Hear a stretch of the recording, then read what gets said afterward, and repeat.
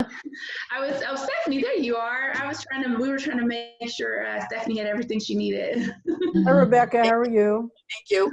Good, how are you? I'm great. All right, I'm gonna mute everybody, and then we'll get moving with the announcements and upcoming, and then Christina will be coming on in about 10 minutes. Hi, Christina.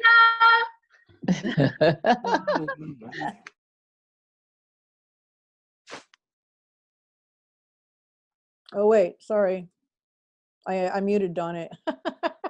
Oh, okay. Sorry. Did anybody? Okay, I was just saying, welcome back, everybody, and I hope that was eye-opening and amazing, and you got to meet new people. I thought that was great. I got to meet some new people as well. So next thing we're going to do is we're going to do a little bit of writing, which I'm excited about. My desk right now is full of fourth grader work because school has started for my two girls. And so we're going to do our museful moment. With the Writers of Kern, we do what we call a museful moment.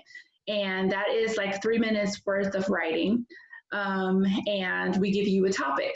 So today that would be me. I'll be giving you a topic. And you're going to write about it.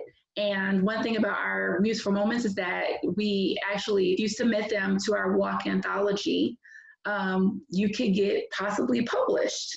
So make sure you keep them, make sure you hold on to them. So the topic for today, if you have your pen or pencil and paper, is, like I said, I'm sitting at my desk and it's full of stuff. So I was looking around and I just thought, we could write about a desk. So the topic for today is desk, D-E-S-K. So I want to hear your amazing stories about a desk. So we're going to get started in 5, 4, 3, 2, 1.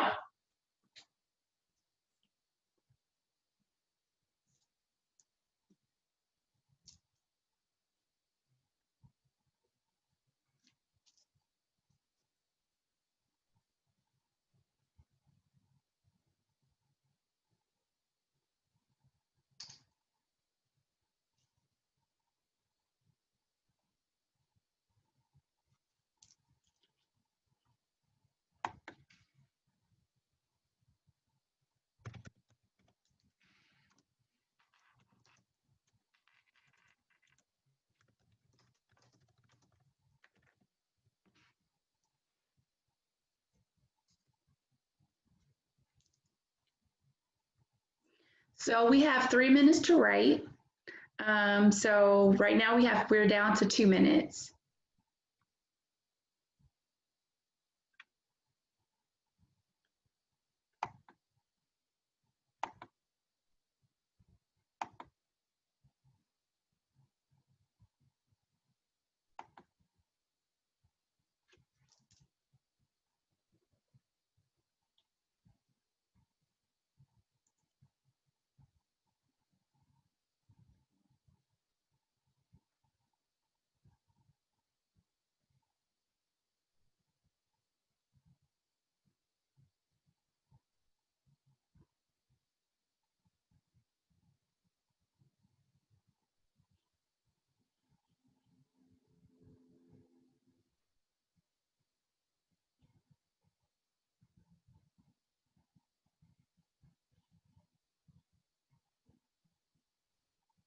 So 1 more minute.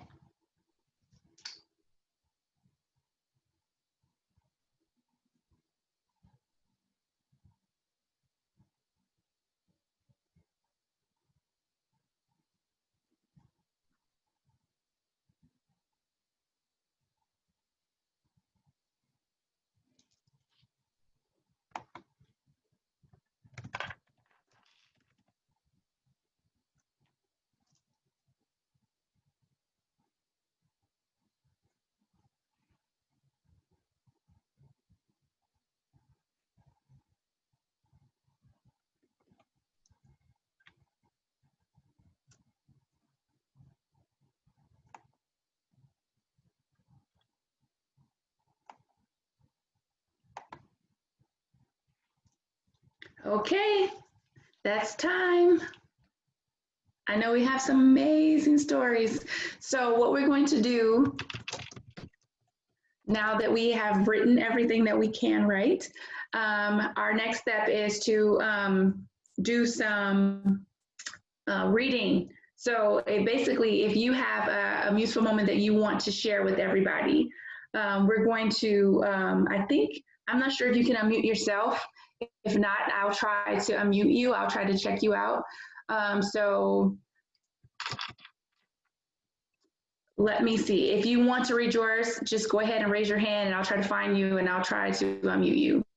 So let's see. And if your name is different on Zoom, then it actually is, because some people have a different name on there. Just let me know, because I'm going to call you what name that I see if I don't know you. Let's see. Raise your hand if you want to read. Okay, so I see, is it Terry? I've unmuted you. All right. You ready then? Yes, I'm ready. All right. I have a messy desk, always. When I worked as a therapist, I had a messy desk. When I was a supervisor, I had a messy desk. As a writer, I have a messy desk. Some say a messy desk is a sign of a creative mind. I believe it's a sign of a messy desk. Perhaps laziness. No one with a clean desk ever says having a messy desk is a sign of a creative mind. Amazing. Good job. All right. That was excellent. I like that a lot. So I'm going to go ahead and mute you. Okay. Anybody else? Okay. Shelly, I'm going to unmute you. Let's see. Can you hear me now? Yes. Well, mine kind of starts like Terry's. My desk is a mess, but it works for me, sitting while writing poetry. Although I must say, usually, I curl up on the couch instead, unleash the words in my head writing till I feel free. That sounds really good. Yay. Thank you. Okay. All right, so let me go ahead and, okay, you're muted. Okay, so let me check. See, we want to get a couple more people. Annis had her name. Her hand was raised earlier. Oh, okay. I have to find Annis. Can you unmute her for me, please? Because I have to find her.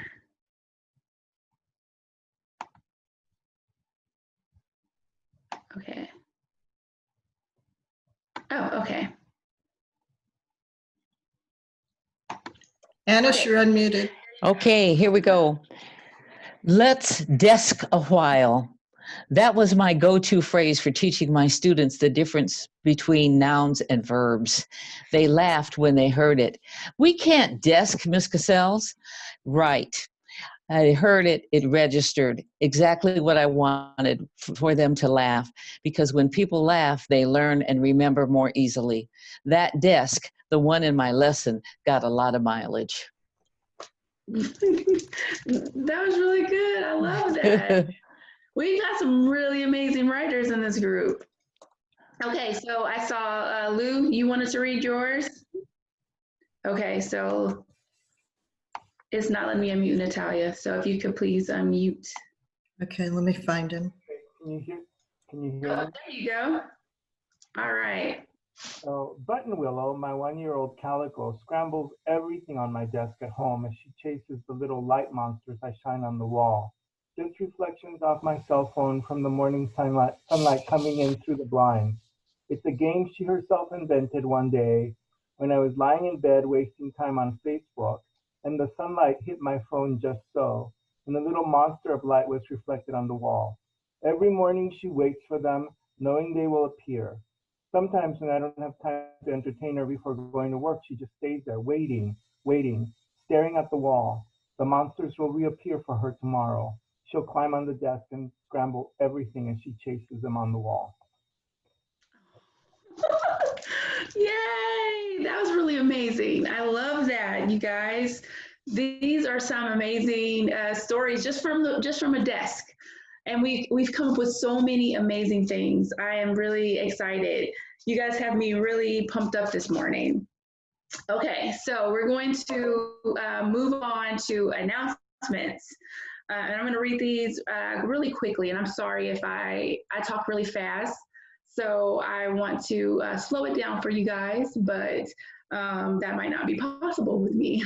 So our announcements, like I said, with the Museful Moments, I would say keep them because you can submit them, and you can submit them now to our walk anthology. Submission period is now through August 31st, 2020. You can find more details on the website, writersofkern.com/anthology. But you must be a current member of Writers of Kern in order to submit for Museful Moments or to submit anything to the walk anthology. Membership renewals. So now through September 30th, it is $45 for returning members and $65 for new membership. So today, if you have been impressed with what you've seen so far and you would love to join Writers of Kern, it is $65 for new members. And returning members, it is $45. So our fall writing contest, get excited. Submission period is September 1st through September 30th, 2020. So more details will be posted September 1st, and that includes theme and everything, all of the rules and information. So you must be a current member of Writers of Kern by September 30th, 2020 in order to submit for the fall writing contest. Our upcoming meetings, of course, are going to be online until further notice. So September 19th, we have Leslie Budowitz. She's a cozy mystery author, and she's going to talk about building character. For October, November, we do not have a speaker yet, but we definitely will. So stay tuned for that. December 12th will be our member-only Bring Your Own Brunch, and it will be online as the other meetings have been. And it's going to replace our winter dinner, and the fall writing contest winners will be announced. So get excited for that. I'm super excited. So right now what we're going to do is we're going to take I would say a 5-minute break really quickly so that you can go and stretch your legs.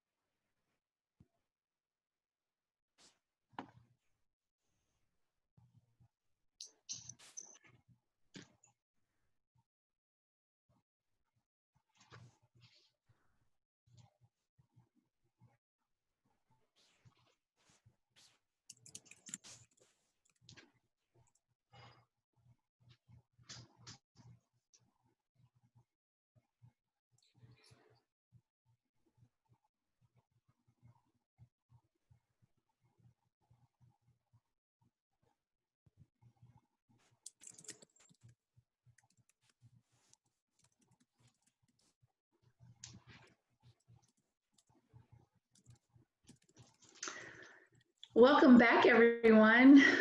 It's good to see your faces again. All right, so we're ready to get started. Get excited. Our program today is Funds for Writers, how to apply for grants, residencies, scholarships, and fellowships. Our guest speaker today is Dr. Christina Gessler. Dr. Gessler funded her college education and graduate studies with the assistance of funds provided through scholarships, fellowships, and grants. While earning her PhD in American Women's History, such funding also allowed her to travel to New England, where she lived on an island, while immersing herself in reading the diaries left behind by 19th century farm women from the area. She continues to win funding for her writing goals today. So let's give a warm welcome to our guest, Dr. Christina Gessler.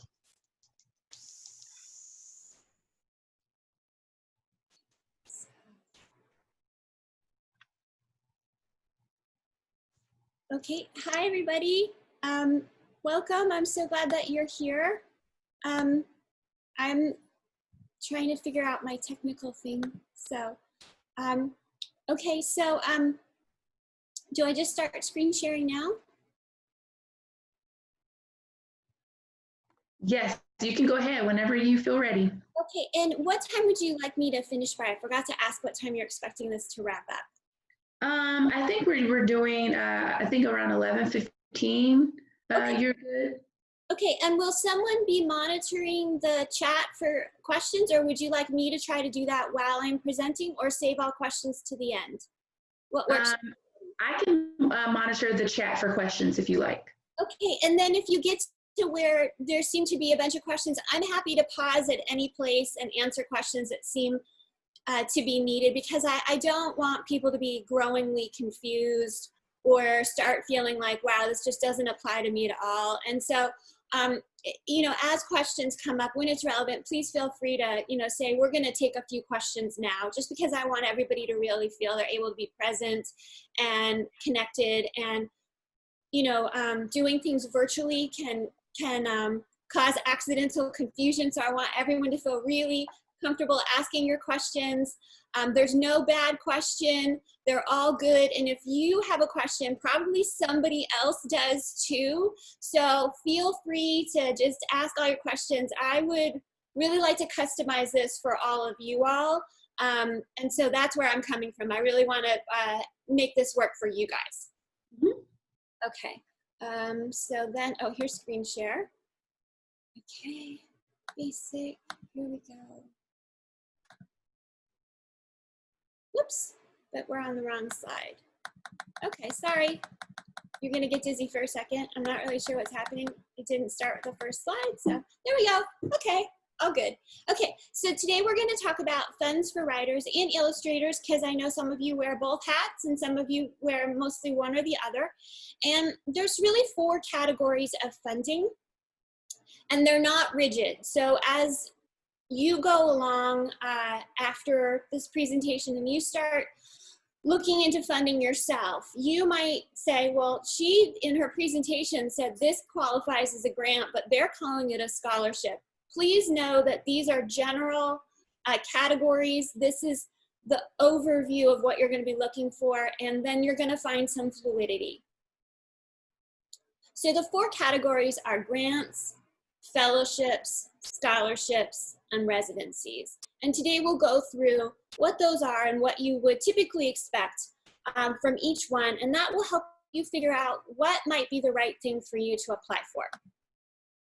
And so that's really the question today, is what kind of funding do you need? The truth is that artists have always had patrons. It's a wonderful thing if you can make your full-time living at your writing or your illustrating, but a lot of people have a, you know, more than one job so that they can also pursue their path as an artist. And another way to help with expenses that come up, because creating art and doing research for your projects can be expensive, is to look into these forms of other funding. And so again, we're going to look at grants, fellowships, scholarships, and residencies. And so the key to a successful application is applying for the right thing for you. And so that comes to intentionality. And that's what we're really going to look at today. What are your intentions? What do you need? So to know what kind of funding you qualify for, we're going to work through some questions. These worksheets are also in the handouts. So if you don't want to do this right now, you don't have to.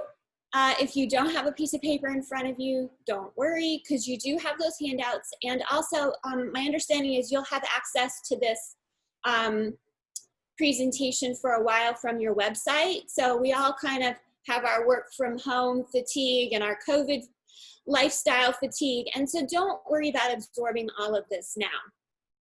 So when you do your worksheets, we're going to be working on you. Who are you? And so that's really the first question, is who are you?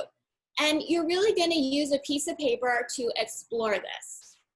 And then the next big question is, what is your project? And you want another piece of paper for that, because the truth is, you're creative people and you're going to have more than one project. If you don't have more than one project right now, you're going to have another project soon, right? That's the way we are. keep getting ideas.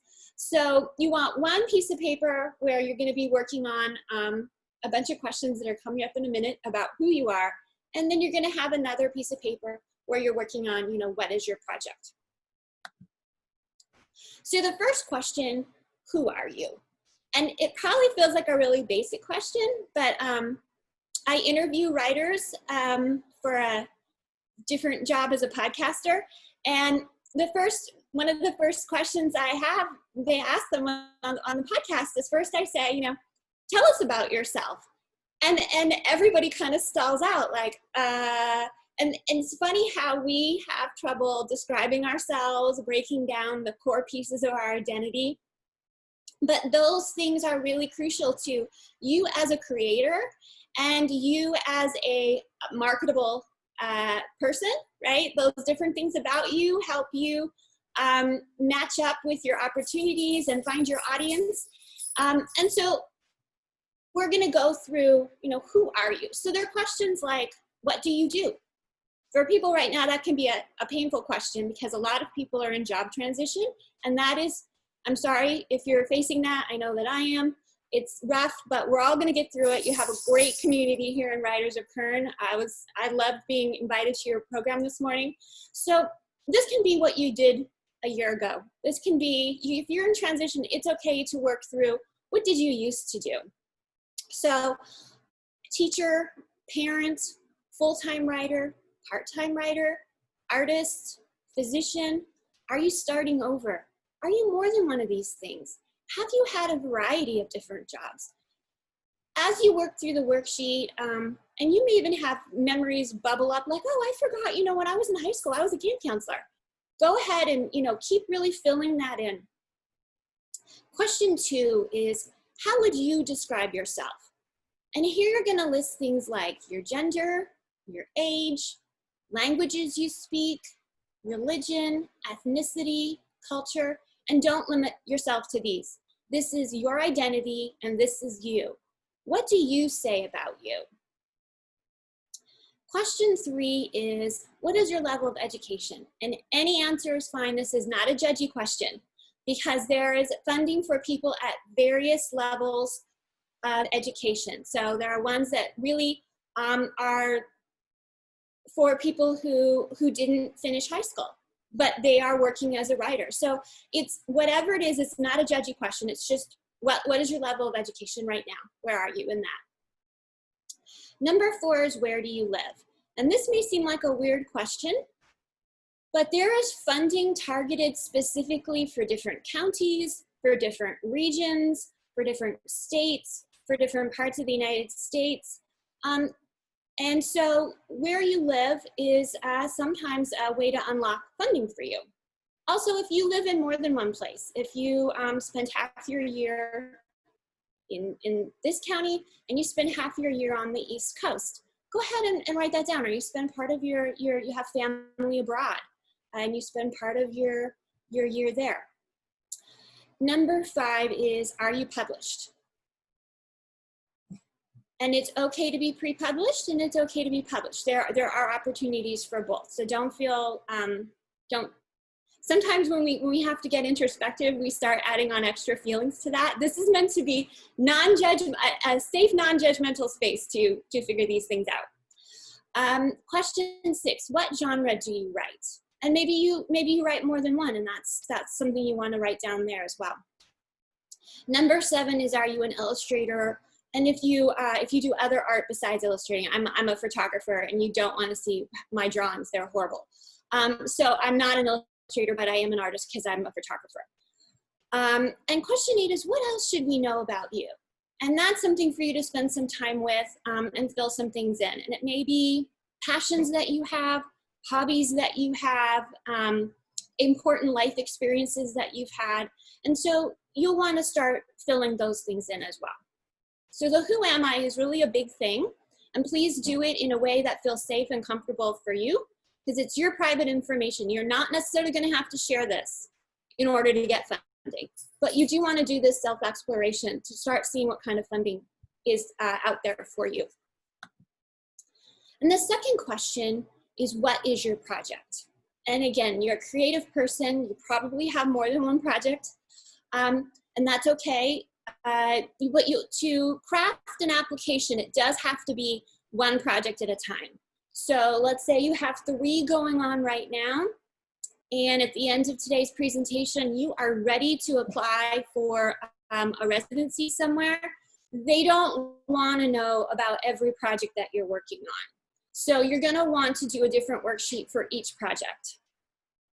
Okay, and so why we want to know this, what is your project, is because a grant funds not just someone, but something. And you're going to have to be able to describe what that something is for the funding applications. So you are the someone, which is why I asked you to think about who you are, and your project is the something. So it just comes down to breaking this down into small pieces. What is your project and what do you need funding for? So why are we asking such personal stuff? Art is personal. Art is really personal. And so is funding. So here's just a few examples. You probably know this. There's a grant just for children's book writers living in Kern County. There are grants for writers and artists with kids under 18. There are grants for writers who are under 40. There are grants just for writers who are over 50. There are COVID relief grants. There are grants for emergencies. So that's part of why we're asking the personal stuff. It does help you figure out what's out there and what you're looking for. So a grant, we've been talking about grant, we haven't defined it. What is a grant? A grant is money. It's a check that covers the cost of something you really need to get or something you really need to do to further your work as a writer or an illustrator. And you get one by writing a grant application. Grants are great. They are great. They are like pretty much what everybody wants to get. They do make life a little bit easier. And they are usually restricted to certain kinds of projects or for certain kinds of needs, which is why we have those worksheets. How are we doing for questions?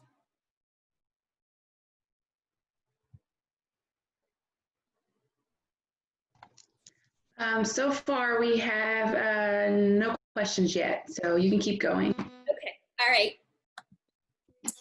So there is funding for you, but there isn't a lot of funding labeled for writers or illustrators only, but you still qualify for it. So you have sometimes to think about what other things describe you, your project, or your need. And we're gonna get into that. So what do you need? So if you do nonfiction, you may need to go to an archive, or you may need to do some field research. If you know you're just really trying to push through a draft, you may need an uninterrupted weekend. If you're trying to get a project, really completed, you may need a month for a drawing or writing time. The pandemic is really affecting people, particularly in my county. We're on our 3rd disaster in 3 years. We had the Thomas Fire, we had the mudslide, and now we have COVID. Not to bum you out, but all 3 personally affected me. So disasters do affect your creative process. And there is help for the pandemic. So now we'll make it a little bit of a lighter mood again. Do you need to attend a conference? Do you need help buying materials? Your printer, is old and gosh, it needs some help or replacing. Do you need a printer? Do you need to buy your art supplies? You need paint, you need paper. Do you need books?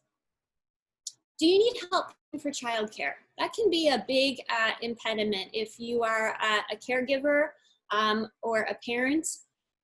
Needing time away from that, but to feel that the children are safely cared for. There are funds specifically for childcare for creators.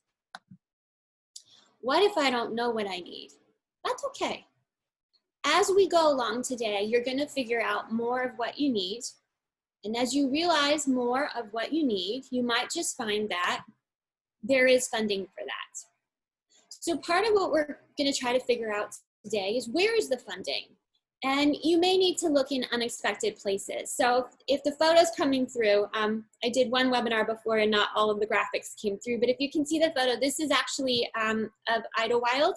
I got a fellowship to go up there, and I was surprised that I could go on a writing retreat so close really to where I live. And it was unexpected to me that it was gonna be up on, basically on top of a mountain. So let's say you want a grant so you can go to Loonsong next summer. Loonsong, as far as I know, doesn't offer direct funding.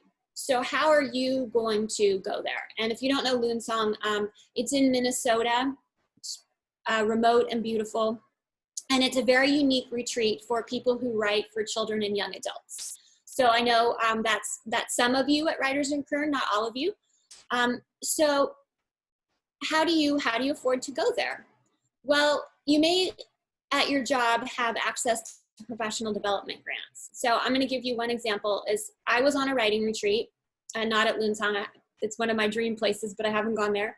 And I met a writer there who wanted to write a book for kids, but she was actually a doctor, and she had never written anything before, and even calling herself a writer was like a brand new thought. And so she wanted to write a book for kids about how to stay healthy. But she'd never written anything before.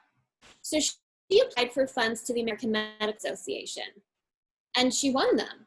They had a grant for specifically this kind of community outreach work, which it fell under. And again, it's sometimes not thinking of yourself as a writer, thinking of what your project is meant to do or who it's meant to reach or what subject it's about. So she was writing about how to keep kids healthy. So she applied to the American Medical Association. And this was a project that once she wrote it, she wanted to be able for it to be handed out at pediatrician offices, at children's hospitals. And her hope was, you have to have hope sort of in stages. So her hope was once it was written and published, that she could also get grant money down the line for this to be given out for free to the children. And so, but she wasn't a writer, and this is how she used her professional network to figure out the funding. And what she did was she sent herself to 2 different children's writing book workshops, because she was like, in order for this project to get off the ground, I've got to figure out how to do this nonfiction project for children. I'm a doctor, but I don't know all the steps to turn it into a children's book. So what grants does your school, your employer, or your professional association offer? And then I would also extend that to your other organizations that you're part of in your private life. Perhaps through your faith organization, through clubs that you are in, through places that you volunteer. It's surprising how many funds are out there that people don't apply for, so they just sit there. So there are so many grants out there, and how do you find the right one for you? That comes back to where we started with your list about your project, yourself, and your identity, which after we're done today, you can use to start doing keyword searches. So like the doctor that I met, she went on to the American Medical Association and searched around on their website and found out about opportunities. So you are part, well, I have this as a children's lit community, but you're also part of Writers of Kern. You're part of your other lit communities that you are in. But how else would you describe yourself? How else would you describe your current project? And how else would you describe your needs? So there are grants for poets, artists, parents, for research projects, for travel, for younger writers, for older writers, for working class writers, for underrepresented voices, for recovering from a disaster, and for a medical emergency. And that's just a snippet of the kinds of grants that are out there. But I thought that would give you a summary that hopefully everybody listening can see themselves somewhere on that list. So if you have kids under 18, the Sustainable Arts Foundation has 2 ways to fund you. And this is not if you are a children's book writer. I know, some of you are short story writers, you're poets, you're doing all kinds of great stuff out there. But you have children at home. And so Sustainable Arts Foundation is specifically for parents and caregivers. And they offer grants every year. Their grant cycle is done for this year. but that means you have time to get yourself competitive. And that means time to start planning your grant. It's time to start thinking about how you're going to get your application together. So they have two ways that they can fund you. One is they give a $5,000 grant. Those are awesome. And the other is that they directly provide grants to art colonies.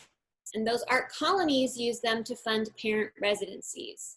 So that means when we're done, if you want to start Googling residencies for parents, you can start seeing different art colonies, writing colonies that will host you for a weekend or a week or a month, usually for free, because they have this grant from Sustainable Arts to cover your costs. And you go there and you get to do your work. And they usually provide either like a family week, so other people who are there have their kids too, and then they run activities during the day for the kids so that you're not worried, you're off creating and the kids are safely having a little outdoor summer camp with the other kids.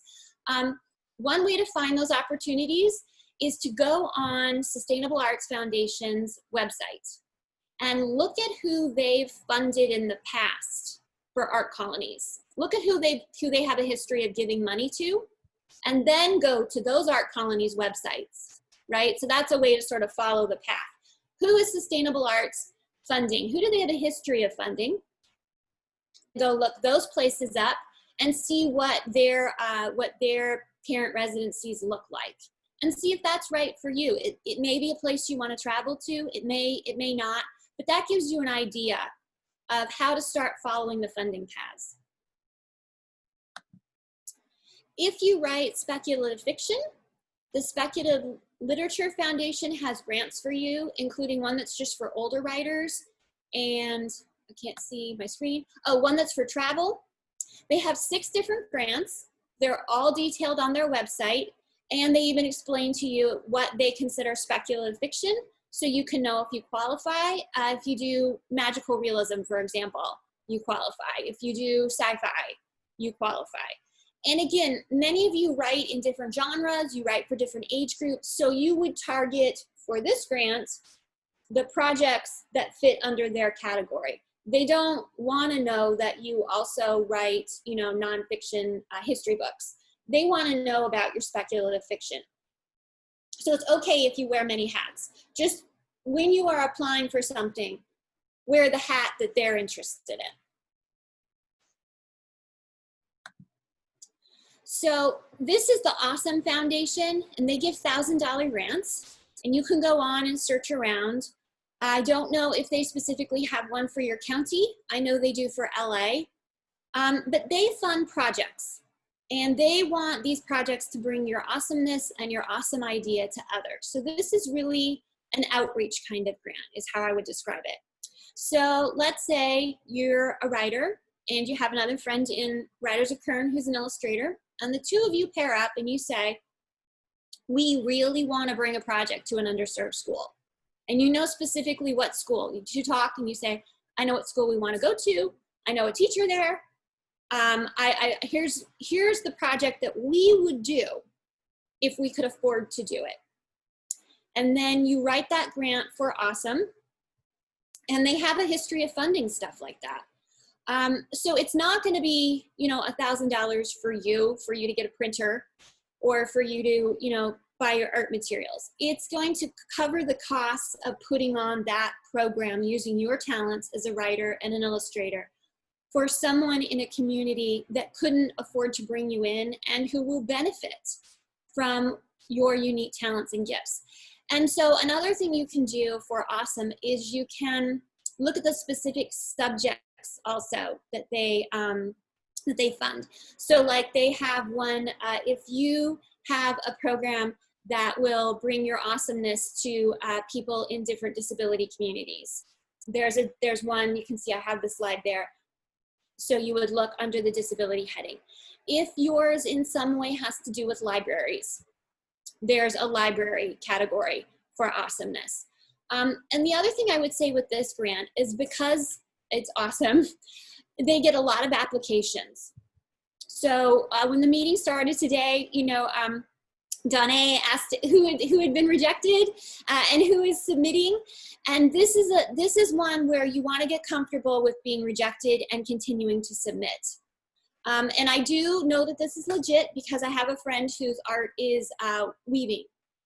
And she makes these amazing art installations all through weaving on a loom. It's fabulous. And she decided, I met her at an art colony. She was my housemate in the housing, and she was making these gorgeous creations on this loom. And she said, you know, her dream kind of was to teach people to weave, that people kind of think weaving is a lost art form, or they think all you can make is like a placemat. They don't realize the breadth of what you can do on a loom if you have a skilled teacher, like my friend Michelle. So she wrote an awesome grant, and she has 3 looms, and she has a workshop. And it's still going. And that's seed money. That, you know, sometimes just getting one of these just kind of bolsters up your belief in this project. Like, somebody besides me cares. And she's still going. And I love to follow her on social media and see, you know, that she's still teaching classes, that she's, you know, still getting looms. And because she's doing this, things can sometimes get momentum. So you might think, well, $1,000 in one program, you know, that's nice, but then what? Things have a way of building. Good has a way of building on good. People have donated looms to Michelle. She just has to get there and pick them up. And other people have started, you know, following her enthusiasm. So they loan her a truck. They loan her, you know, a big burly boyfriend because looms are heavy. And, you know, she goes and picks them up. And now she has, I think, 4 or 5 looms in her workshop. So things have a way of building. So I did include SCBWI. If you're not a member and you do write for children, or you're thinking that you would like to, they're another great organization to be part of. And they have a number of kinds of grants and awards. And so this is just one of the ones that they have. And this is for book launches. And some of you were sharing at the start that you have a new book, or that you're going to be in a new book.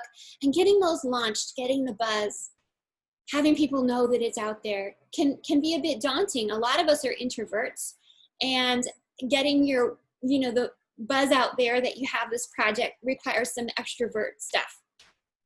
So getting a book launch award can help you. It's funding, it's $2,000, and you specifically use it for promotion. And Carol Ruth Silverstein was very generous. I sent her an email because she had recently won. And I said, would you give me a quote about what it felt like? And so this is, the quote there on the screen is what she told me about her advice on applying for things, and what she would tell you if she was, you know, here with us today, which is, you know, it's important to apply. And specifically the SCBWI grants are pretty straightforward and uncomplicated.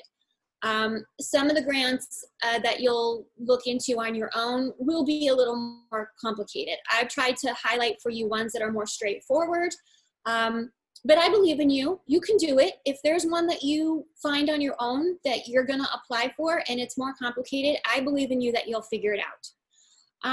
So don't get too much in your head. You know, Carol's advice here is don't let your head dictate what your chances of winning might be, and don't allow that to discourage you. And I would say that.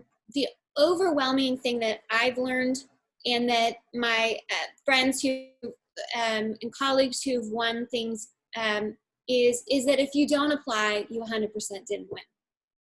If you do apply, you're on the path. You may win it, you may not. If you do submit your work to get published, you may get published, you may not, but you're on the path. So do you wonder what grant reviewers notice? You're going to send it out, and what are they looking for? So I used to be a grant reviewer. I had that job for like 3 or 4 years. I reviewed grants for the government. I'm a PhD in history. And so schools that wanted to do an interesting project in teaching history could write these government grants. It was under, I don't know, one of the education initiatives a couple of administrations ago. And so they would write these grants and they would say, you know, we're going to teach history by making this really great short movie for the children. We're going to hire a playwright and have all the children act out, you know, the Revolutionary War. We're going to rent a big bus and we're going to take all of these children who win a writing competition on a history essay. We're going to drive them all the way to New York. You know, this would be a school in Pennsylvania. And we're going to take them on this history tour. So they would write these grants. They would ask for a certain amount of money. They would break down the budget and they would tell us how this was going to teach history in a way that was right for the age group, that was possible and effective, and that could be done. Some people wanted to take the kids to places and they hadn't like found out that the museum doesn't let children under 12 in, you know, so no, we couldn't fund that. So do you wonder what grant reviewers notice? We do notice how feasible it is. You know, if you're writing a grant to do something that can't be done, you're going to take a busload of 11-year-olds to a museum that doesn't let anybody in who's under 12. I can't fund that. If you're, you know, if you're going to have a playwright write a play for the whole school to be in, but you don't have a playwright lined up, you don't know who that person is or could be, I can't fund that. But if you have all your ducks in a row, I'm super excited to say yes. So why am I telling you about that when you guys are writers and illustrators? It's because I've had to say no to grants that I wanted to say yes to. And the reason I had to say no is they didn't have their ducks in a row. And it sucks to say no to a grant. It really does. So I wanted someone else's point of view about that. And so Rebecca, very nicely, I did this presentation about 4 months ago for a different group. And it's amazing how it was a different world in February and how fast the world changed. But the advice really is still the same. And so Rebecca generously gave me this, this quote and this advice when I did the presentation a little while ago, because she's also worked as a grant reviewer. And so she said, as someone who reviewed grant applications from local children's writers the last couple of years, the thing that stood out to me was that it was easy to see who put the time and the effort into the application. They were intentional about how the money would assist them in reaching their goals, and it came across in the application. Those who were vague came across as just wanting money in general. And that was my experience also when I was a grant reviewer. I didn't believe that they just wanted money in general, and I don't think Rebecca's saying that either. It's just that that's how it comes across. We can't see how your ducks are in a row. And grants are restricted for specific things. So you have to sort of show us that you've checked those boxes. And how that comes across is this very intentional application where we see how you're going to reach your goals, and you've lined that out for us in the application. And then we're so happy to say yes. It's the best feeling to say yes to someone. It really is. And to be part of helping someone go on their journey and do what they do and to bring it to an audience, that's great. So everybody who reviews these things wants to say yes to you. Your job as the applicant is to help us say yes. So do we have questions or should I keep going? Yes, we have a couple of questions. One question is from Roberta. She says, is there a brochure or book or catalog that lists grants available for certain projects? Okay, there is not, because the funding changes so rapidly. So as part of putting this together for you today, I did a handout. It's about 14 pages long. I'm not exaggerating. I think it's between 12 and 14. Not sure in the final formatting. Single-spaced. So it's long, it's dense, and it has tons of opportunities for you. What it doesn't have is hyperlinks, because the nonprofit world changes fairly rapidly. So what I did in this 12 or 14 page handout is tell you about the organizations and the types of funding that they offer, so that you will be able to do keyword searches and find it. Because what happens with some of those is that they continue to offer the funding, but a different person is sponsoring it. So if you look for the exact name that it had 2 years ago, the hyperlink won't work and nothing will come up. But you're still offering basically an identical kind of funding, but somebody else is sponsoring it. So the name of it has changed slightly. So yes, there are books out there, like at your library, about how to apply for grants and how to apply for scholarships. And I think those are great. I think getting the most current one that the library has is great. However, the lists they provide of specific funding opportunities may already be out of date. So again, you would want to use those as inspiration and as keyword searches because it's just the nature of the nonprofit world. Does that explain it? Okay, do you have another question?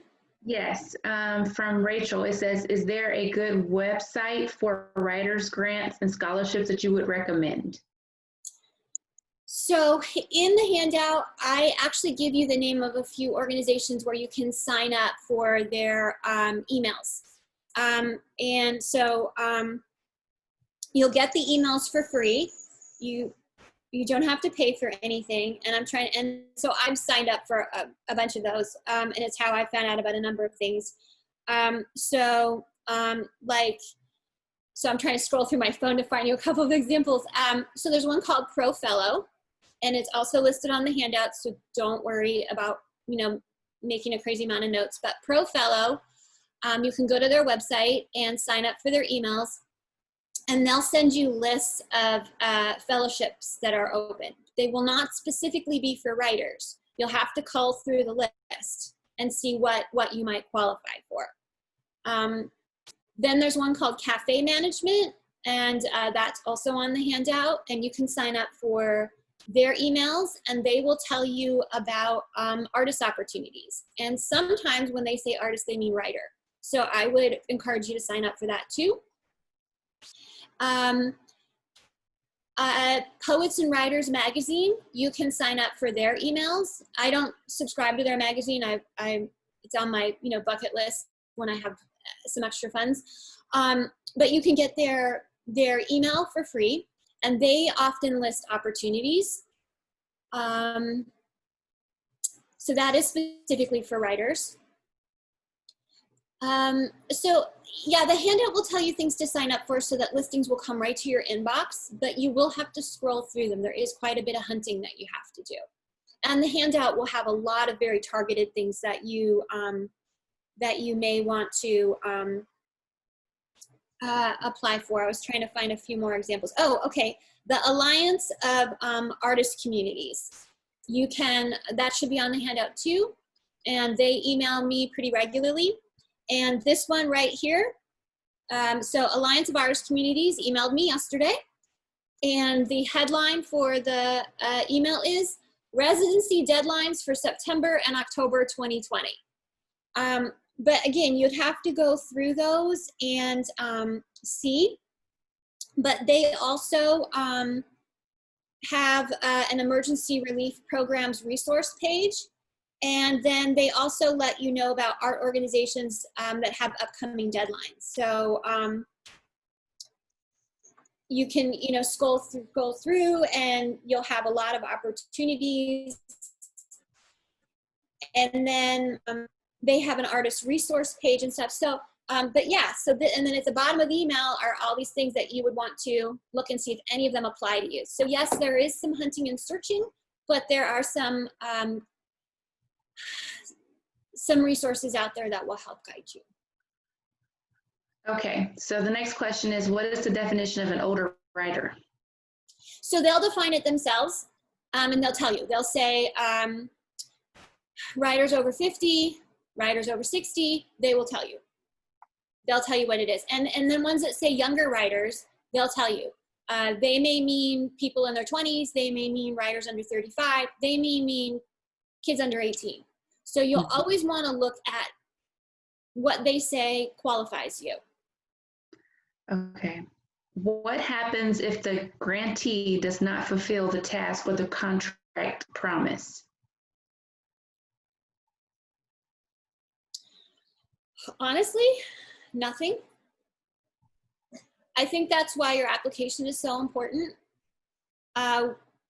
You know, with my example of people applying for the government funding, we had no way of following up. So if you told us that you were going to put on a play and you were going to hire a playwright and all the kids in the school were going to be in it, and it was going to be about the revolution, the Constitution, whatever, it was a history grant. That's part of why we need you to have all your ducks in a row.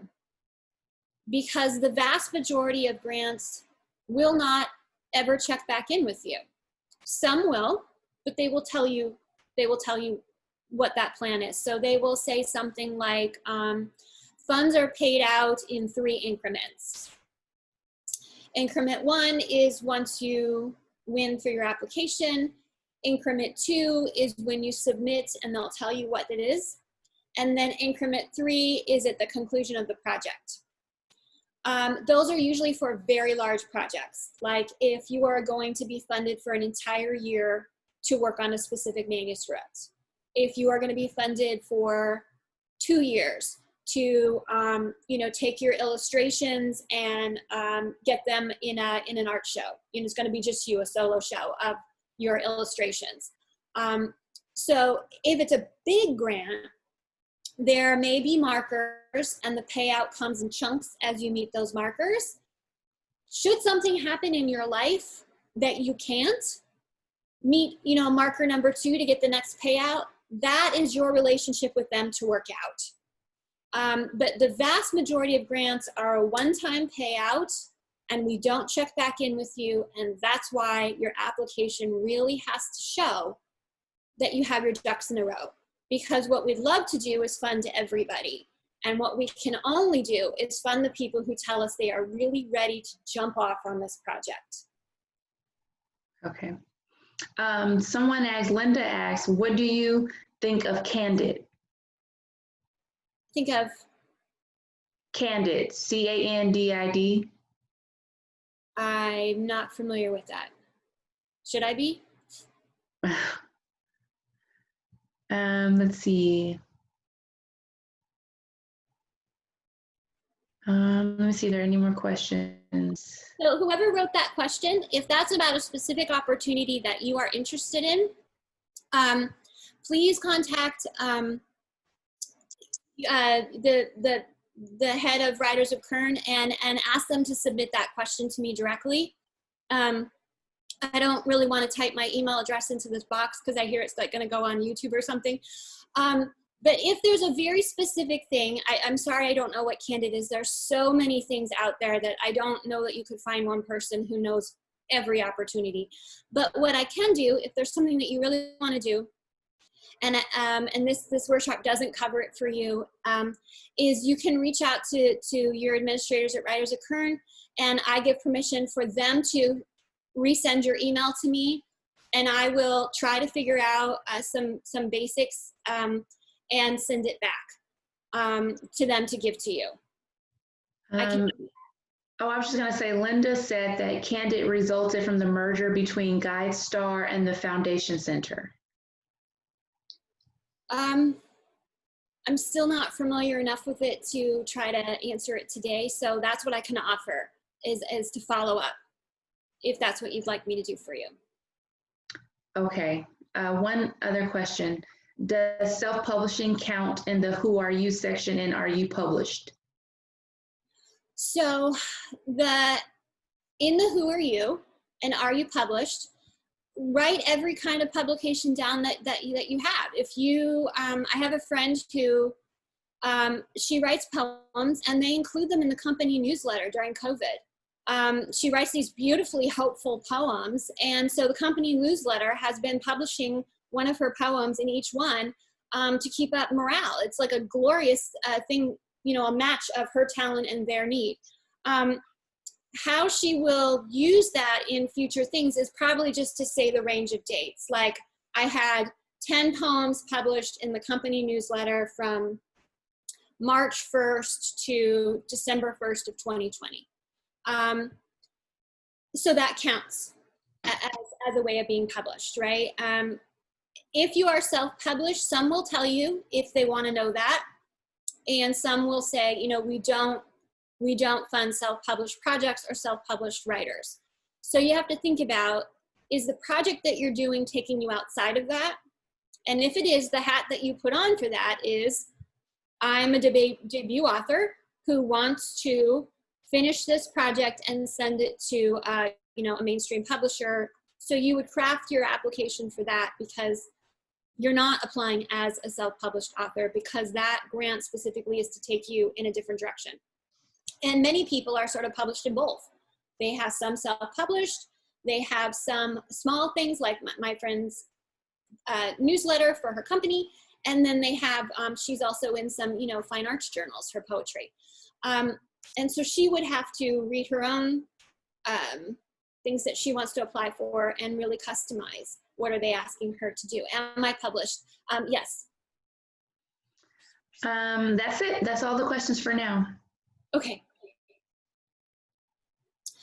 So I think we're on this one, which is what is it like to win? So Marianne Fraser, she won a work in progress. So this is nice. There are ones for works in progress, and she was writing a young adult novel, and she had gone through a bunch of drafts. And so she wrote a grant so that she could work with a very respected professional editor. And the name of the editor is here, not so you'll all rush to that editor. I don't know her personally, and I'm not endorsing her. I hear that she's great, so I'm not throwing shade either. Just that's how specific her grant was. She already knew who, she already knew what, she already had her whole path in place, and this was a person who for sure was going to be able to do this with her. It's great to throw out the name of someone that you know is your dream editor, but if they're not actually taking clients, and the person who's reviewing grants knows that, you just wrote a grant we can't say yes to. So, she had a named person. That person was ready and able to work with her. She just needed this grant, this works in progress grant, to work with this professional editor to get it to the next level. And it worked. And I don't know if she's made her official announcement, so I can just say it resulted in super great news for her. So, the questions, to ask yourself are, what are you looking for? Why are you looking for it? Where are you looking for it? And why are you looking for it there? So this is actually a picture of a library up in Ojai, and I sent myself on a retreat, and I was looking for it there actually because I had some magical realism in the work I was doing. I had won don't remember the exact name of it, but a grant from SCBWI, and I was going to be going to the summer conference for that grant based on that manuscript. And I realized that it wasn't really necessarily as much magical realism in the book as that there was a lot of information from very old religious traditions from different parts of the world. This library has a phenomenal collection of books about religions and in-depth, all this stuff that I couldn't find anywhere else. So I had the grant that sent me to the SCBWI conference. Before I went, I funded myself to go do this research. I couldn't have afforded to do both. So sometimes getting funding for one thing allows you then to use your own resources to do the other thing, and together they come together. And so that manuscript completed before I went to that summer conference. And Rebecca has a picture of me at that conference in a very fancy pink glittery princess tiara that Rebecca gave me. And so if she wants to share it with you someday, you can ask her. So what if I need funding to do research somewhere? Do I apply for a grant or do I apply for a fellowship? You might want to apply for both. It really depends on the place you need to go to. You might need to get a travel grant from one organization and a fellowship from another. So the example they gave in the intro about me, about how I went to an island and I was reading the diaries, the fellowship came from the Nantucket Historical Association, and they put me up for a month and gave me a stipend.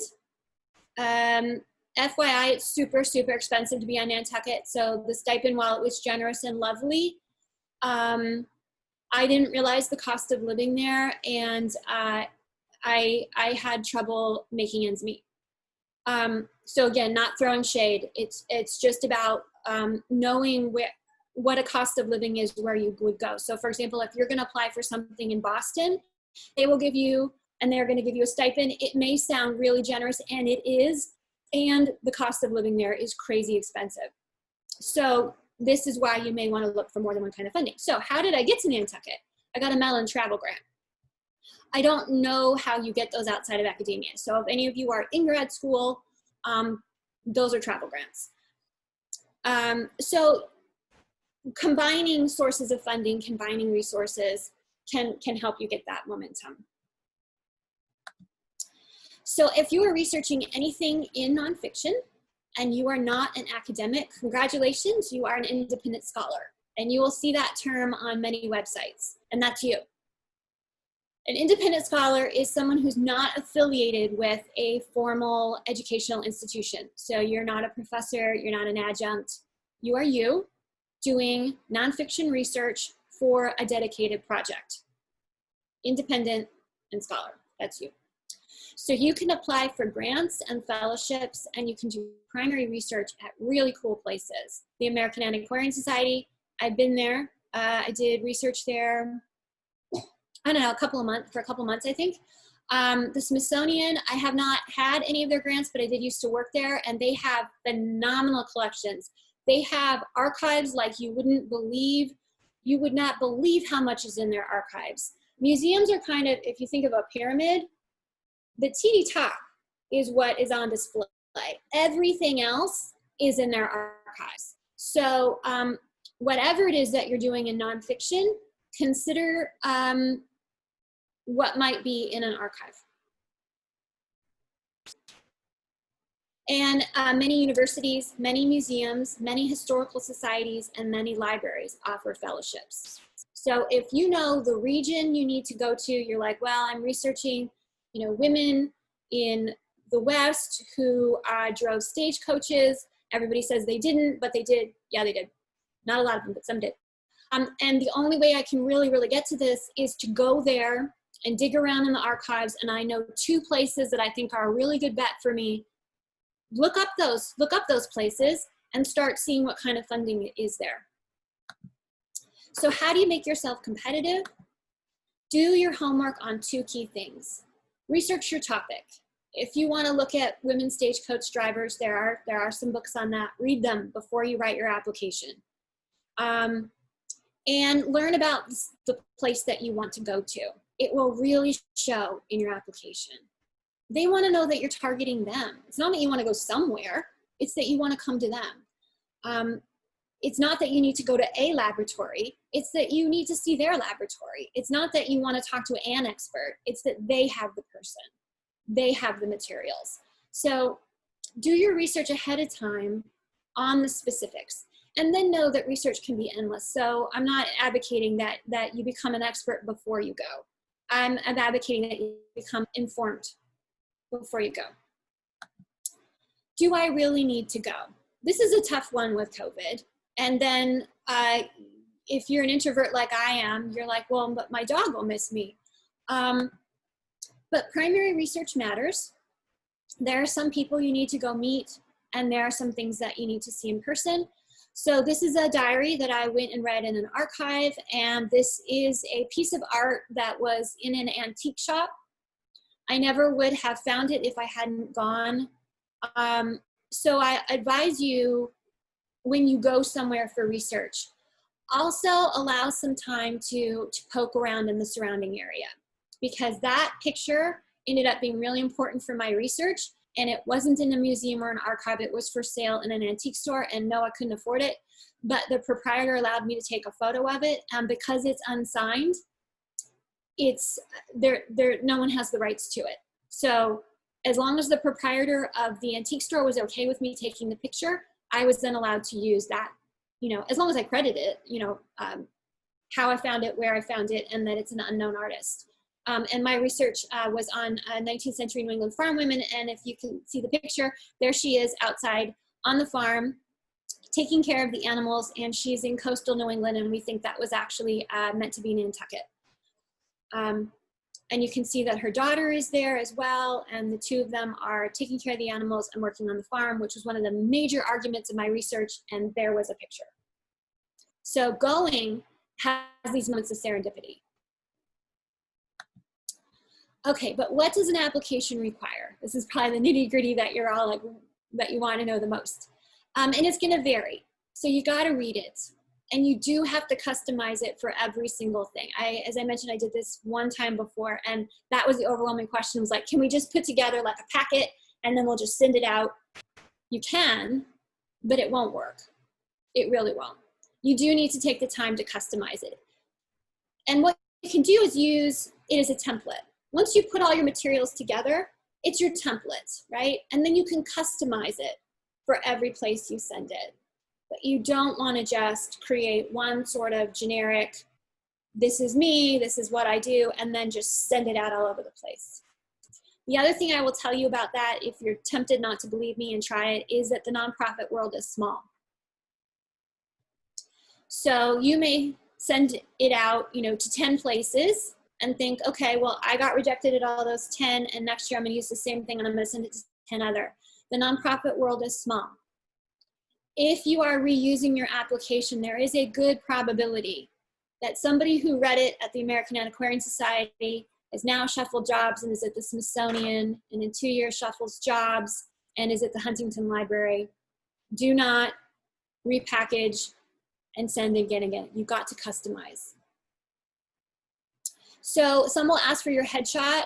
You may, I think they used a picture of me that my cousin took of me on the beach. I don't really have a headshot. I should get one. So I'm not, I'm behind on that. But you don't have to pay for a fancy professional one. You just, mine was in my sunglasses with a hat on. Just, your actual face is great.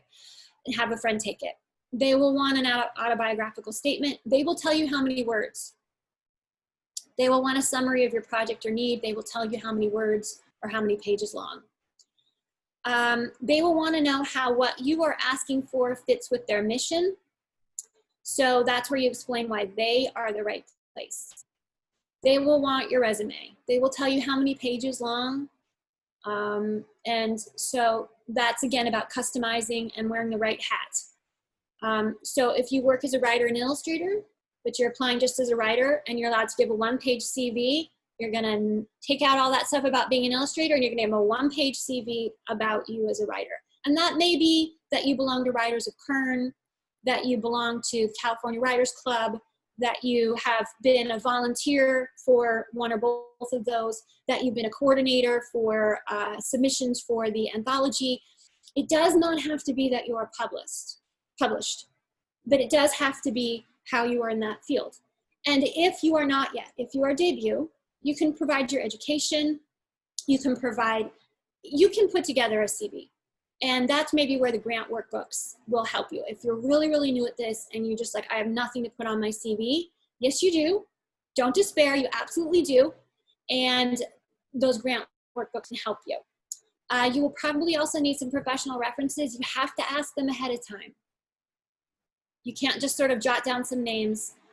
Make sure that those people are able to do it for you. If they say no, it's not personal. It's just they're not able right now. And then they'll want a work sample. And they will tell you exactly what the work sample is.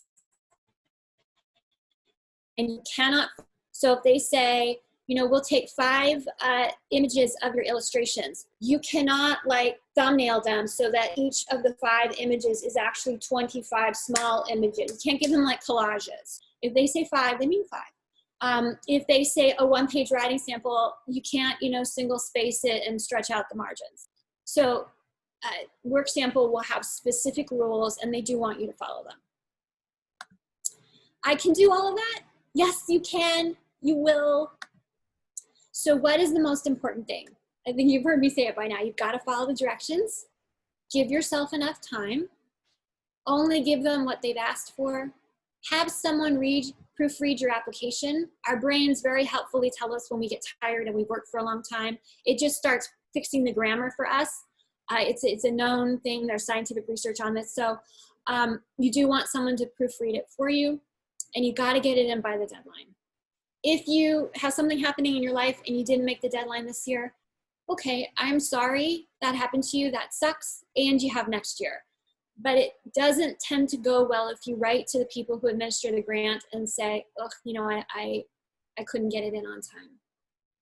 You'll have to make that decision for yourself, but professionally, it's usually better to wait until they open up for the next round of funding and go ahead and get it in on time then. You are not too old. It is not too late. There are ones specifically for people who are starting new careers, who are starting over, who are in different age groups. This is an example of one, but any day is a great day to start. You can start today, you can start Friday, you can start next month, you can start next year. Anytime you are ready, then go. There's no pressure from me for you to, you know, when we're done today, you have to apply for 4 things. You do you, and as soon as you are ready, there will be opportunities for you. And I believe in you, and you can do it. See, we have about 15 minutes left. So this is from another grant coordinator who gave us an insider's view. And she just wanted you to know that newbies have just as much chance of winning as experienced writers, that she'd seen people apply again and again and win. Again, for people who are applying again and again, we want to see some growth. So if you're applying again and again with the same manuscript, we want to see that you've worked on it. So again, don't just keep resending the same thing. We need to see something going on there. And just keep at it. You never know how many people are applying. And as Lynn points out in her statement, some people, you know, everybody kind of gravitates toward one grant. And then there's these other ones where there's beautiful funding for you and like 2 people apply. So you never know. And you don't know from the outside which grant it is. So don't psych yourself out. If it feels right for you, go for it. So that's a grant. A scholarship is a kind of a grant, but a scholarship isn't given to, the money isn't given to you, it's given to an educational institution. And it'll cover a class, a workshop, a conference, getting your MFA. Sometimes you have to apply for them. Sometimes they're a surprise. My writing scholarship to college, apparently was a blind competition. I had no idea. They just called me and I was like, what? So it was lovely. Don't count on those. I think twice in my life I've been called and told that I won something that I had never applied for, because they had like a blind submission process. So go ahead and put yourself out there and try for things. And know that the scholarship is meant to be paid directly for the educational thing. So it's not going to come to you, it's going to go to them. And then there are places you wouldn't suspect have scholarships. So like Highlights does for some of their programs. So I had a scholarship last summer, and I went and I took some children's book writing classes. That's my cabin. It was lovely. Their scholarship is super straightforward. If you write YA or below and you want to go there, I highly recommend going there. And if you want to apply for a scholarship, it's very straightforward. Some conferences offer them. Santa Barbara Writers Conference, I don't know if it happened this summer because of COVID, but they have contests and scholarships. Writers in Paradise, which is in Florida, they have many contests for scholarships. So if there's a writing conference you really wanted to go to, but it's expensive, look into if they offer scholarships. And if they don't, look into similar types of writing conferences because they might. You can get a scholarship from MFA, Pro Fellow. I mentioned a half hour ago for someone else's question, and it's also on the handout. Those of you who are in a program, whether it's undergraduate or graduate, or you're thinking about it, I recommend this month's issue of Poets and Writers, the September-October issue, is all about MFA programs and what they are going to be doing, what the future of them looks like, what's going on with moving that to online. So if that is your world, I recommend picking up that magazine, whether your library has it or how you can get your hands on it. And Pro Fellow is also keeping an eye on what's going on with funding and programs. So if you could get a scholarship, what would you do? That's something to think about. Also, talk to your reference librarian. Man, those people know everything. And your former high school, your former college has an alumni office of some sort. And they like to help their grads go do cool things. So I am going to be not teaching, but taking a workshop next week with my undergraduate college just about how to reformat resumes, because I'm one of the people who's in job transition. And so they're offering it for free. It's going to be virtual, and I'm going to take it because I'd love to get someone to review my resume and tell me what I need to know.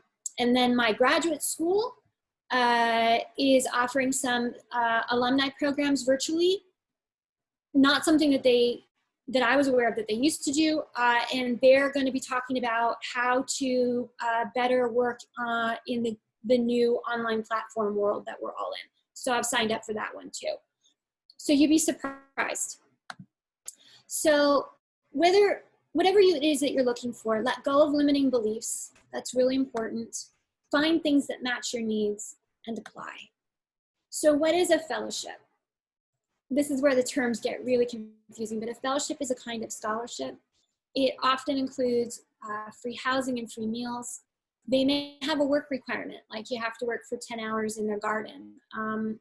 I did one at the Malay Colony in New York, and I worked 10 hours a week in their office. It was fun, it was easy, and I loved being there. Sometimes it comes with a stipend. And again, as I gave you with my Nantucket illustration, looking at the cost of living where you're going to be and transportation costs and things is really important for knowing if this fellowship's going to work for you. So where are they? Everywhere. So that's the good news. You can go really cool places, literally anywhere in the world. So where do you want to go? And I know right now that's a rough question, but you can have also, in addition to the two worksheets I gave you, start a dream board or a dream list. Where would you like to go? What would you like to do? If it could work for you, what would it be? And ask yourself stuff like, you know, how long would I really be able to be away from home? How far away could I go? Do I fly? Do I drive? Can I handle bugs? Can I handle humidity? What about weather? Do I need Wi-Fi? Can I share a bedroom? Just really figure out sort of what your dream time away would be like and what you can and can't handle. And it's not judgy, because if it doesn't work for you, it doesn't work. So find the one for you. So where do you dream of going? What do you dream of doing there? Who do you wish was with you? How would you spend your days? So I went to a fellowship in Monson, Maine. This was one where I got contacted. I had not applied because they were opening. They were brand new. And for the inaugural group, they were hand selected. So I not only had never heard of them, I don't know how they heard of me. But it was fabulous to get notified that I could go to Maine for a month. So this was about 2 summers ago. It was amazing. Why do I bring this up? They are up and running. They are currently accepting applications. Their applications are due September 15th. It is totally up to you what you feel comfortable with. They are remote. They are able to offer social distancing, both in the housing. You get your own studio. No one else is going to go in it. If it's not right for you right now, they have a really good endowment, so there isn't time pressure. You can go in 2 years. You can go in 3 years. It's glorious there. However, I went in summer. It was black fly season.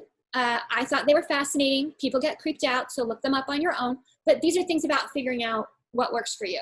If black flies creep you out, Monson Arts also has winter fellowships. So if you like snow, there are no bugs then. If you don't like snow, Malay Colony would be one to go to in summer. I went in winter. This is the one where I had the work component of 10 hours a week. The previous slide, there was none. There was a stipend, there was housing, there was everything. It's really glorious. This one is also glorious too. This is poet Edna St. Vincent Malay's Blueberry Farm has been turned into an art colony. If you are a poet, it is really inspiring. I loved it there. We did have 3 nor'easters while I was there. So I arrived, it was green grass. I left, we had 54 inches of snow. I like snow, and as I briefly mentioned, I've been through a bunch of disasters lately, so this did not rattle me. But if it does rattle you, they're also open in spring, they're also open in summer, and it's glorious. Splendid Mola is one of the early slides where I said I didn't know there was something in Idlewild. They have an All Voices Fellowship. They have gone online right now. So I bring this up for you because their next free online writing retreat is September 11th, I believe, whatever that weekend is, and you can sign up. And I didn't think an online writing retreat would work for me, and I've done 2 of them so far. And so you do you, but it's free, and it's an opportunity to see if these kind of online things work for you. And so right now, Splendid Mola is online, and everybody goes on a fellowship. It's free for all of you. I don't know if it's technically called a fellowship, so I don't know if you can put that on your resume, but it is free, and you can try it. And so this is Lori, who runs Splendid Mola, but we're running a bit short of time.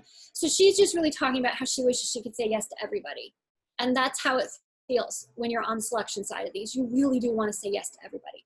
So again, your job in applying is to just get all the ducks in a row, give us what we asked for so we can say yes.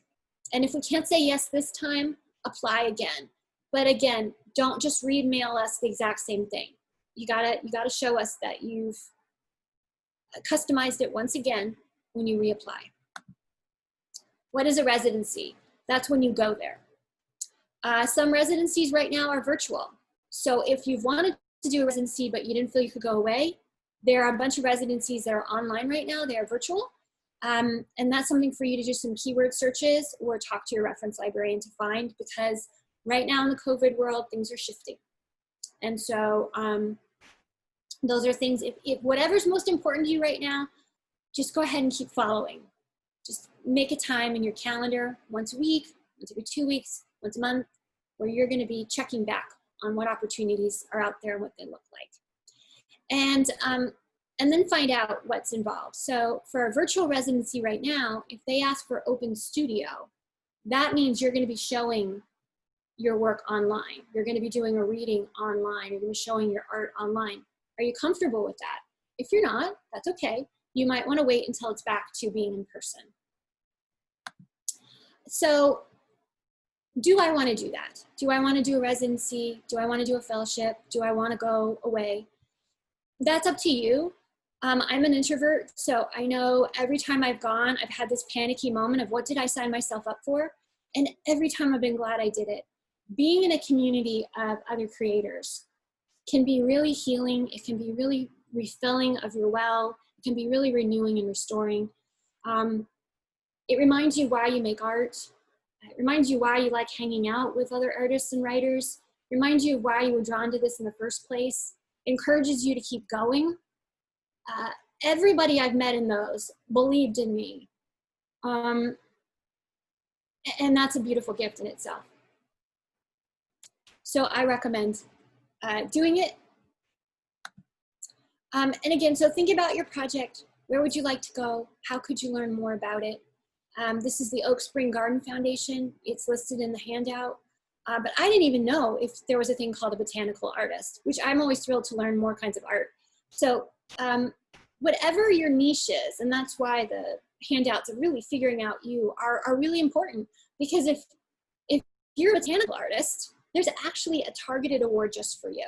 If you need to research the natural world, there is an award that will help you with funding, and they have this amazing library there. And things to consider, like, would you love to go to an island? Hedgebrook, I'm listing, they are closed, but they are doing free or low-cost online workshops. So if you're not signed up to get emails from Hedgebrook, I recommend it. They are a women's art colony. Sorry, guys. And they're putting some of their programs online, and they're pay what you can. So if you can afford $5, if you can afford the full cost, it doesn't matter. What does matter is that you jump on those as soon as you see them, because they fill up fast. And here's some more opportunities, like the writer in residence at the Boston Public Library. That's a good one to check out cost of living. Will that work for you? If it won't, where else could you be a writer in residence? And is there a library near you where you could be a writer of residence if you partner with them to write a grant. Because a lot of grants are open to institutions and they don't have anybody who will write the grant, and they don't know that anybody would want to use the grant if it was written. So if you find a grant, you can go partner with somebody and say, I would love to be your writer in residence. Here's what I can offer you. Here's a grant that can make it possible. Do you all want to talk about it and think about if this would be right for you? If so, I will take the lead on writing the grant. There are so many choices. It's really up to you. It's all personal. It's based on you. It's based on your project. It's based on your needs. Research it. Know what you need to bring. Know where it is. Know if it's accessible. Know how long you have to be there.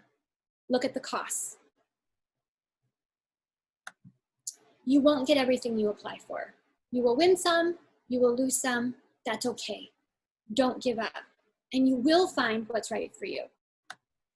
And so this is some quotes from winning writers. I know we're running low on time, but just the fact that they exist, that should cheer you up. They kept applying and applying, and they won.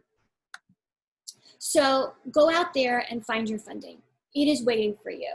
Grants, fellowships, scholarships, and residencies. Do we have some more questions? We do have a question. Does professional references have to be from a writer or known writer? So that's a great question. One that I applied for, they wanted to know, because it was to a residency. So they wanted basically to know how well I behave. Do you play nice in the sandbox with other writers? So they wanted someone who could speak to having been on a residency with me. They didn't care if that person was an artist or a writer or published or not. They cared what it was like for, to be around me, basically. So that may be something that they want as your reference. Then sometimes they ask for a reference of someone who can speak to your practice. So that isn't really about if that person is published or not.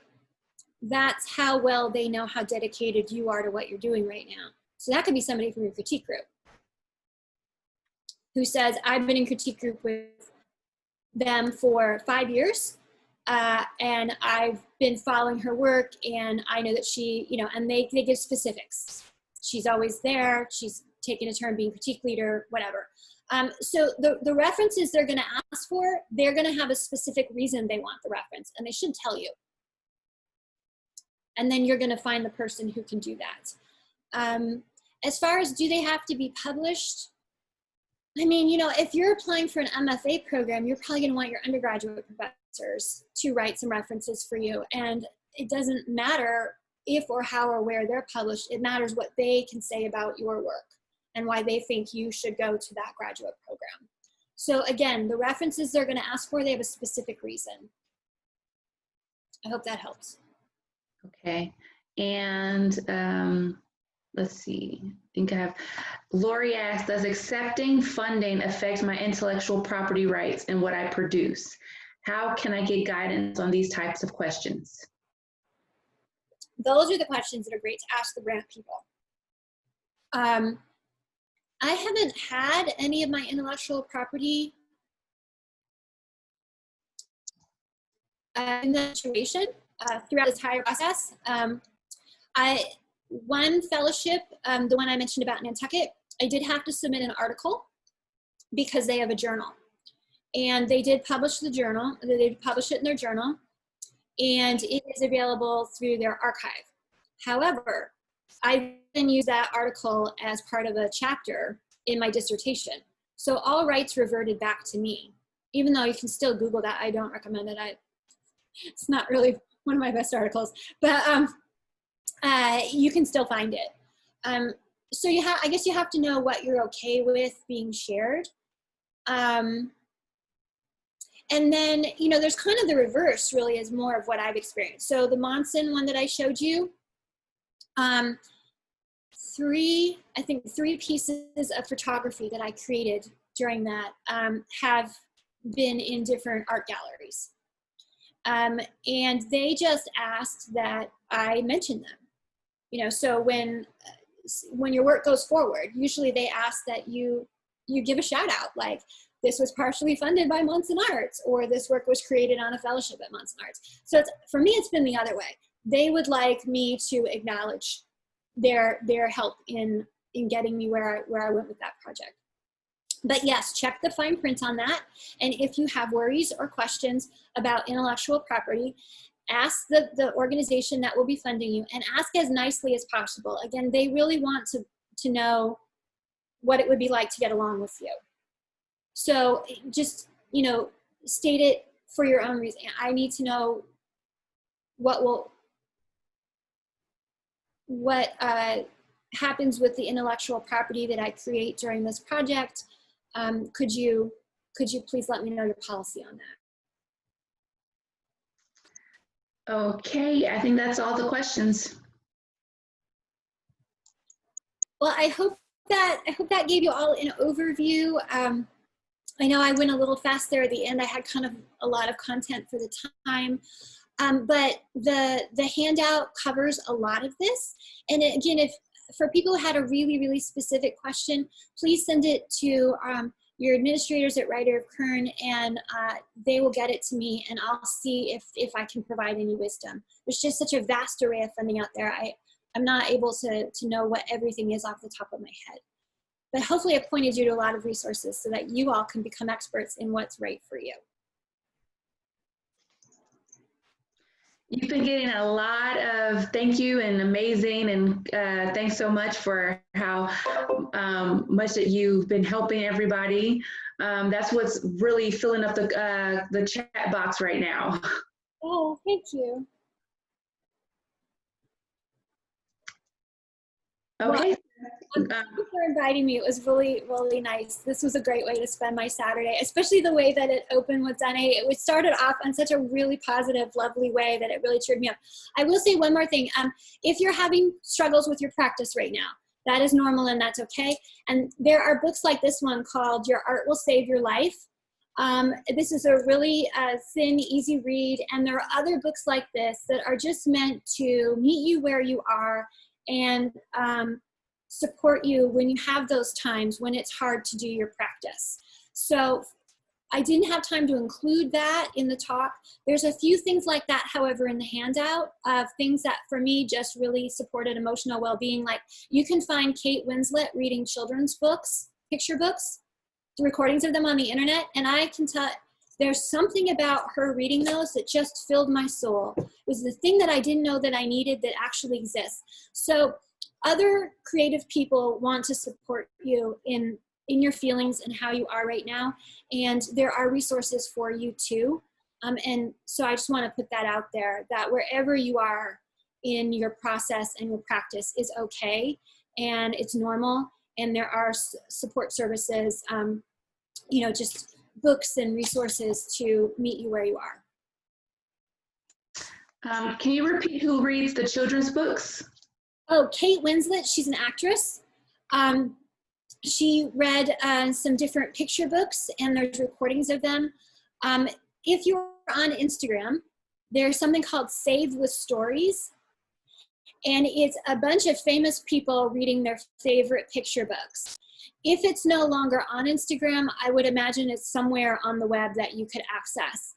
Also, if you go on YouTube and you type in something like actors reading kids' books, you can find like Lily Tomlin reading you a picture book. You can, and I know a lot of you are not in the children's book genre, and you're saying, why is she telling me this? There's just something that makes you feel better when somebody reads you a picture book. So I highly recommend you give it at least one try, even if you think I'm way out there with this suggestion and you don't work in the children's book field at all. There's something very restoring about that. And yes, that they found it, Save with Stories, yes, and you'll just find a bajillion stories, and Kate Winslet is on there reading. That's amazing. Thank you so much, Dr. Gessler. Oh, you were absolutely amazing. Yay! Give her a warm virtual round of applause. Thank you. And for all of you too, for showing up and for being curious and for believing in yourselves at least, enough to ask, and know that I believe in you enough for you to apply. So you're on your path. You are on your path. That's right. Thank you everyone for coming. I just wanted to do some reminders for our membership renewal. So now through September 30th, $45 for returning members and $65 for new members. So like I said, if you were impressed with what you saw today and you would like to join, just visit our website, and it's $65 for new members. Also our fall writing contest. So the submission period is September 1st. So get ready for that, and it's due the 30th of September. And details will be posted September 1st. Also, right now, we have our walk anthology submissions period, and that will end August 31st. Our next meeting will be September 19th, and we will meet a cozy mystery writer, and we will talk about building character. So thank you everyone for coming. I was excited to see everyone. Thank you, Dr. Gessler, for your amazing presentation. And we will see you all at the next meeting in September. Thank you.